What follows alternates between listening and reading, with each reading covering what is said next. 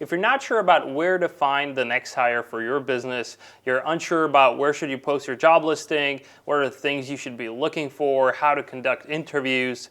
I've hired over 25 people in the last 12 months, and I'm going to break down exactly my system for doing it so you can copy it and do it yourself. The first thing you have to understand about hiring is that hiring is a numbers game, which means we have to optimize for how many people see our job listing, how many people actually apply, how many of those people that applied are qualified, how many people do we interview, how many people pass through the next round, and how does that kind of hiring funnel look like? And the more people we can feed at the top of that funnel, the more qualified people we're going to have after we're going through the entire process. So once we understand that, hey, the more people that actually see our job listing, the higher the chances and the higher the number of qualified people that are going to end up after that process is done, we have to understand that the first thing we have to solve for is traffic, and just how many people are actually seeing our job listings.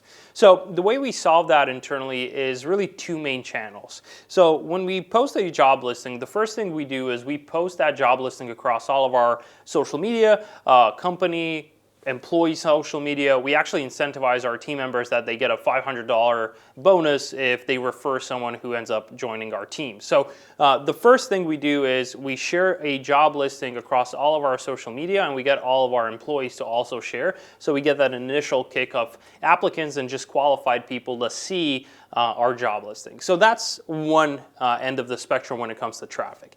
The second thing that we do is we post a LinkedIn job ad, and we run budget to it on a daily basis, anywhere between $30 and $100 a day. And what that does, it boosts up the traffic of people that are, you're targeting based on keywords that are qualified to that specific job listings. And we run that budget basically until we have anywhere between 100 to 200 applicants, both across the organic side and the ad side as well. So those are the two kind of traffic channels that we normally use when it comes to hiring. Once we crack that, the second thing you have to understand is the conversion rate of people that are actually applying for your job listing that are qualified. We made the mistake really early in our company when we were hiring for developers. Since we do no-code automations, we thought the best thing we could do is basically name our job title no-code developer.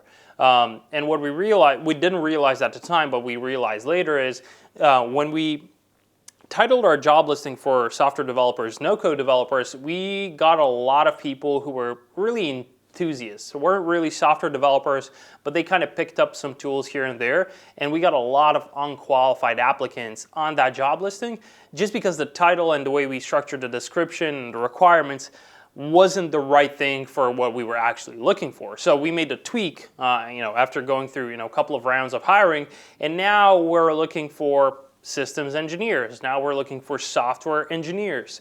And just a slight change of how we named the job listing and how we wrote down the descriptions and the requirements for that role completely changed who are the people that actually end up applying for the job. So if you're unhappy about kind of the type of people that you get who apply for your job, check to make sure that the title and the description and the requirements actually match what you're looking for, and kind of spend a bit of time to think about the wording of things and think about the preferred requirements that are really a no-brainer for you that you have to have. So when you figured out what's going to be your title and the description, you can always kind of go to ChatGPT to get some help and just kind of get a rough draft of what you need. Really good prompt that you can use, for example, in ChatGPT to help you out with the title and the requirements and the job description is to go to ChatGPT and basically use this prompt, which is you type in, hey, you're an expert HR manager. Your job is to help me write an efficient job title and job description. And then the final line that I always put in is, ask me any clarifying questions that you need in order to give me a good output. And that's a really good prompt that I use to basically help ChatGPT give me a better kind of rough draft of a job description and title. And what it's going to ask you is going to ask you a lot of like 7 to 10 questions about the job, the requirements, what are your kind of preferred work hours, etc. And you're going to answer all of those questions, and what you're going to end up with is a pretty good rough draft of a good job description and a title that you can use. So that's a simple way you can do that to just get a really quick job description up and running. So now that you cracked the traffic, you have the job listing and you posted it, you got about 100 applicants, which is about minimum that I would recommend you to have before going into any sort of interviews or filtering out people. Ideally, you want it kind of closer to 200, but let's say 100 just for the sake of simple numbers. So 100 people, you can expect about 50 people to not be qualified, 50 people to actually have the level of qualifications that you would expect for this role. So that's going to leave you off the bat with just 50 people that are qualified for this role.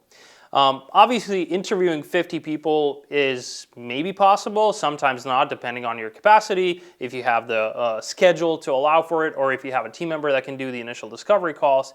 So instead of having to interview 50 people, what we do internally, the first thing we do is we have the candidates who we selected to kind of go into the first round, send out some sort of async task, whether that's a code challenge, whether that's a Loom intro video. All we're trying to do is take that 50 people, send them some sort of task that's fairly simple to do, that's going to give them a chance to introduce themselves and also just to complete a simple task and show us the motivation that they actually want this job.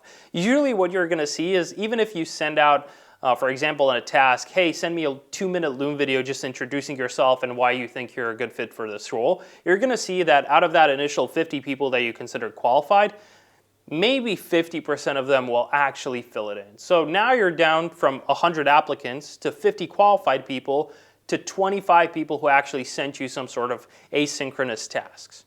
And now with those 25 people, that would be my first core group that I would actually push into a first interview. So let's say now you have 25 interview ones. What are the things that you should do in this interview one to actually filter out through them?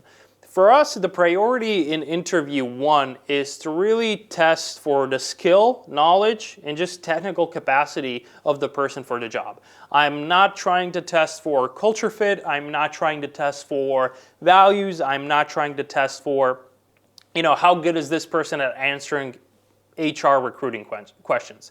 All I'm trying to figure out in the first interview out of those 25 people, how many of these 25 people actually have the skills and experience, technical knowledge for the job before we get into everything else. So normally the way we do this, for example, for our developers, we have some sort of live technical challenge that we give them, and on call, they're required to kind of figure through the problems and basically show us that, yes, I can do this job live on call and answer questions and get it done. For example, for our client-facing employees, for our business analysts, we do a mock call. So we basically role play a client call that this client-facing employee would have if they were to be hired for us. So, that call can take 10 to 15 minutes, but basically in this first round, we're just trying to see, does this person even have the capacity to do this job that we're looking for them to do?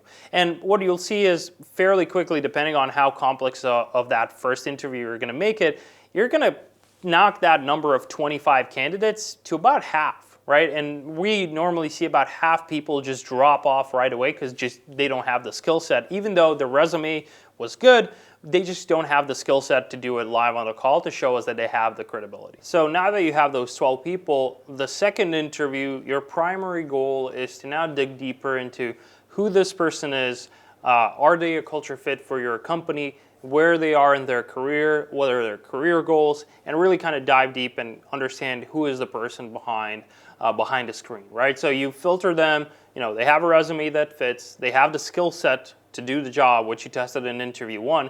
In interview two, really the only thing that you're focused on, the way I tell it to people is, you showed me you have the experience, you showed me you have the skills to do the job. Now I want to understand who you are as a person and see how does that match with our company and where we currently are.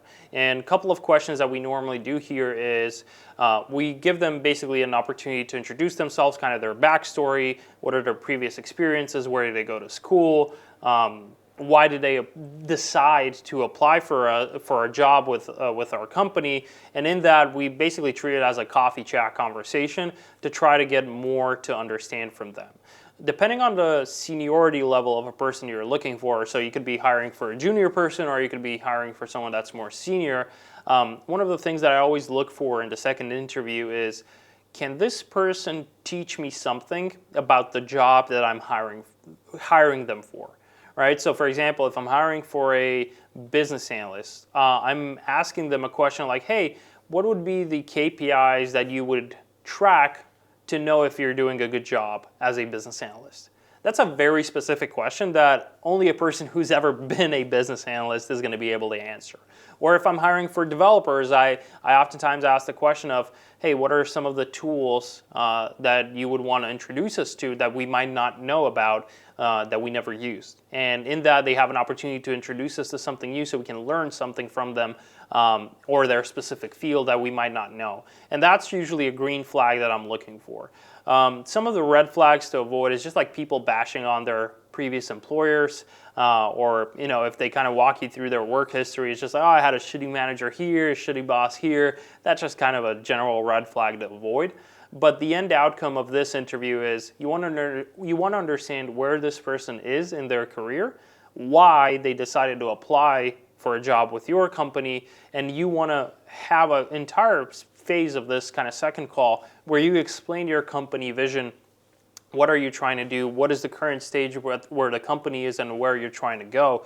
And make sure that there's career company fit, right? So a person might be in different stages of their career. They want different things. Some people have kids, so they want a more kind of slower 9-to-5 type of job. Some people are young and hungry and they want to work 12 hours a day if they can, right? So you want to understand what are the motivations but behind them actually applying for this job, and usually the second interview is where you're going to be able to do that. So if we're hiring for a really analytical position, oftentimes we may slip in a brain teaser or two just to see how do people like logic their way through a problem.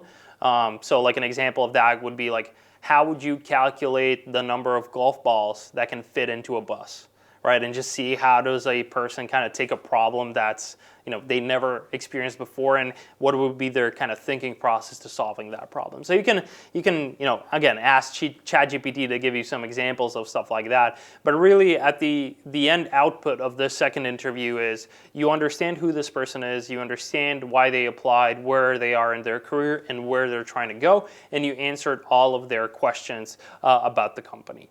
And by the time you finish up with the second interviews, you should have about 3 to 5 candidates that you're really happy with, and ideally one favorite. And now we have that number slimmed down from 100, then a 50, 25, 12 people you interviewed in the second round, and now you have about 3 to 5 people that you're happy with.